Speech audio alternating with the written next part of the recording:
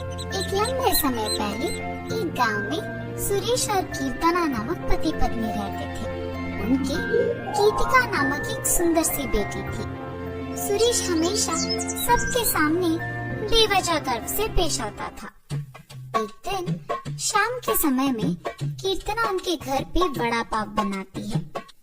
कीर्तना, तुम्हारे हाथ का ये वड़ा पाव सच में बहुत स्वादिष्ट है। और इतने में उनके घर सुरेश के रिश्तेदार आते हैं। अरे सही समय पे आए हैं। मेरी बीवी अभी अभी गर्मा गर्म वड़ा पाव बना रही है, बहुत स्वादिष्ट है। कीर्तना, जरा मेरे रिश्तेदारों के लिए भी वड़ा पाव बना के ले आना। जी अभी लाई। ये कह के गर्मा गर्म वड़ा पाव बना के वहाँ लाती है और उनके रिश्तेदारों को परोसती है। उनके रिश्तेदार उसे खाने के बाद कहते हैं, सुरेश, तुमने ठीक कहा, हम वाकई ही सही समय में आए हैं, वरना इतने स्वादिष्ट वड़ा पाव हम नहीं खा पाते। मेरी बीवी जब भी वड़ा पाव बनाती है ऐसे ही एकदम स्वादिष्ट वाले ही बनाती है, इसीलिए जितने भी बार बनाती है मैं उन्हें उतने ही प्यार से खाता हूँ। हाँ, बात तो सही है। इतने स्वादिष्ट वड़ा पाव तो कोई आसानी से नहीं बना सकता। अगर तुम्हारी बीवी ने दुकान लगाया तो लोग खरीद के खाएंगे नहीं। हाँ नरेश, अगर मैं इतना स्वादिष्ट वड़ा पाव बनाती तो पक्का दुकान लगा देती। अगर मैं अपनी बीवी के साथ एक वड़ा पाव का दुकान शुरू करूँगा तो सभी वही आके खाएंगे और उन्हीं स्वादिष्ट वड़ा पाव के बारे में सारा गांव बात करेगा। ये एक अच्छा सोच है। ऐसे ही उसके रिश्तेदारों के जाने के बाद भी उसी विचार के बारे में सोचते रहता है। तब कीर्तना को नजर आता है कि उसके पति किसी सोच में पड़े हैं। उनके पास जाकर कहती है, क्या हुआ जी, किस चीज के बारे में इतना सोच रहे हैं आप? कीर्तना, तुमने तो सुना है ना कि मेरे रिश्तेदारों ने क्या कहा। हम हमारे घर के सामने ही एक वड़ा पाव का दुकान लगाएंगे। तब मेरे रिश्तेदारों के ही तरह इस गांव के सारे लोग उसी के बारे में बात करेंगे। ठीक है, आपके विचार के अनुसार ही हम वड़ा पाव बना के बेचेंगे, लेकिन आपको अब से ऐसे बेवजह गर्व की बातें करना बंद करना पड़ेगा। अगर आप इसी बात को मानकर अपने बर्ताव को बदलने का वचन देंगे तो ही हम ये व्यापार शुरू करेंगे। हाँ, अब अगर मैं अपनी बीवी की बातों को नहीं मानूंगा तो वो शायद व्यापार शुरू करने के लिए नहीं मानेगी। और मैं ख्यालों के अनुसार और मेरे ख्यालों के अनुसार कुछ नहीं होगा। ठीक है कीर्तना, तुम्हारी इच्छा के ही अनुसार मैं अपना बर्ताव बदलूंगा। हम कल से ही वड़ा पाव बना के बेचेंगे।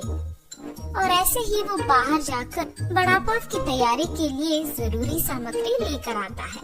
और अगले दिन नरेश उनका दुकान शुरू करके उसकी बीवी को वड़ा पाव बनाने के लिए कहता है। कीर्तना उसके पति के बातों के अनुसार ही वड़ा पाव बनाना शुरू करती है। स्वादिष्ट और गर्मा गर्म वड़ा पाव, आइए बाबू आइए। ऐसे जोर जोर से चिल्लाने के कारण उस तरफ जाते हुए सारे लोग आकर्षित होकर उसके दुकान आते हैं और वड़ा पाव लेके उन्हें खाने लगते हैं। सुरेश, वड़ा पाव तो बहुत गर्म और स्वादिष्ट है। हाँ, अब तक मैंने इतने स्वादिष्ट वड़ा पाव कहीं नहीं खाया है। हाँ, मेरी पत्नी बहुत अच्छा वड़ा पाव बनाती है, उसकी तरह तो और कोई नहीं बना सकता है।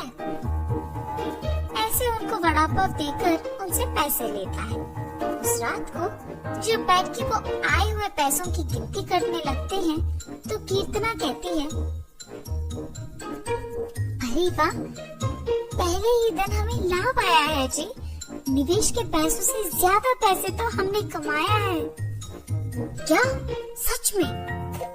अगर हमने ऐसे ही इसे बरकरार रखा ना तो जल्द ही हमारा बहुत बड़ा व्यापार बन जाएगा कीर्तना। हाँ, आप सही कह रहे हैं।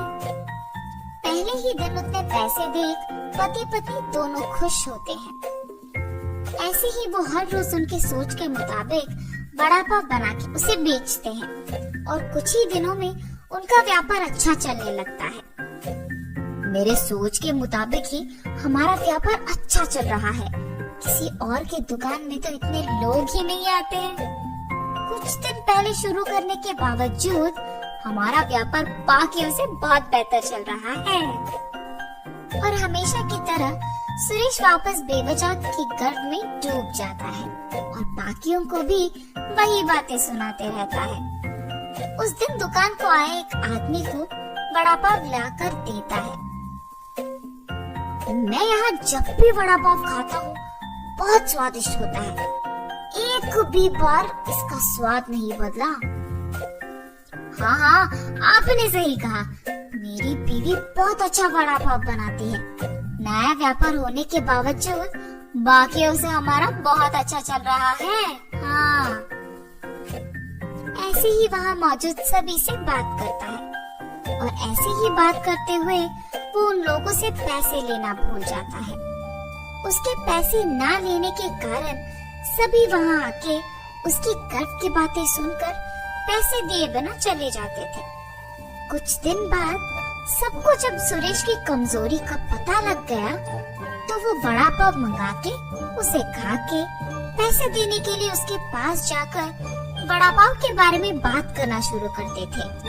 सुरेश उनके बातों में पड़ के गर्व की बातें करता था और उनसे पैसे लेना भूल जाता था और कुछ देर बाद वो लोग वहाँ से पैसे दिए बिना चले जाते थे। सुरेश के इस बर्ताव के कारण उनके व्यापार में नुकसान होता है और अचानक उनके सपने टूट जाने पर पति पत्नी दोनों बहुत निराश होते हैं। कीर्तना, मुझे माफ करो, इस सब का कारण मैं हूँ।